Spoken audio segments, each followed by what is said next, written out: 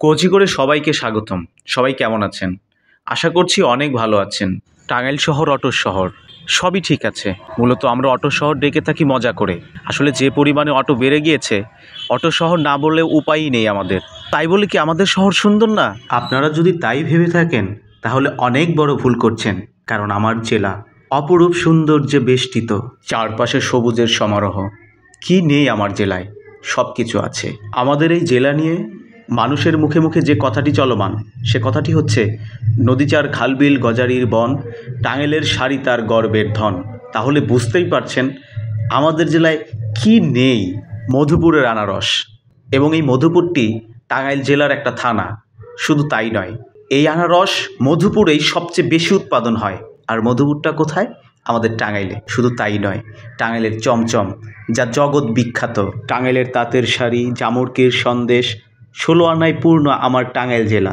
ঐতিহাসিক স্থানের কথা বলবেন, সেদিক দিয়েও আমার টাঙ্গাইল জেলা কিন্তু পিছিয়ে নেই। হ্যাঁ বন্ধুরা, সেদিক দিয়েও আমার টাঙ্গাইল জেলা অনেকাংশে এগিয়ে। জি, আপনাদেরকে বলছি আমি মহেরা জমিদার বাড়ির কথা। এটা দেখার জন্য শত শত পর্যটক আসে প্রত্যেক দিন। এছাড়া রয়েছে নাগরপুরের জমিদার বাড়ি, ধনবাড়ির জমিদার বাড়ি, 400 বছরের পুরনো আতিয়ার জামে মসজিদ, যা এখনও মানুষের মনকে তৃপ্তি দিয়ে যায়। গোপালপুরের 201 গম্বুজ বিশিষ্ট মসজিদ, যা টাঙ্গাইল জেলায় অবস্থিত।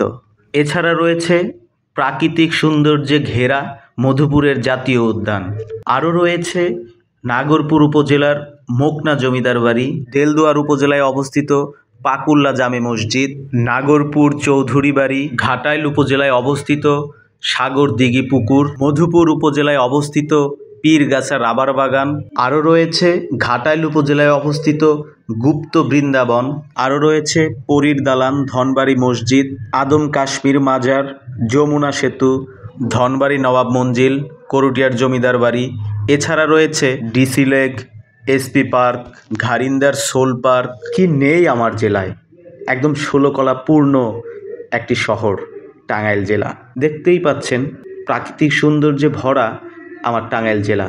আমি শুধুমাত্র আপনাদেরকে টাঙ্গাইল শহরের কিছু চিত্র দেখিয়েছিলাম।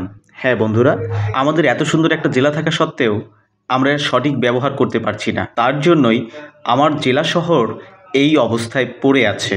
কিন্তু তারপরেও বলবো, আমার শহর, আমার জেলা বাকি সকল জেলা শহরের চেয়েও অনেক সুন্দর, পরিপাটি, গোছানো।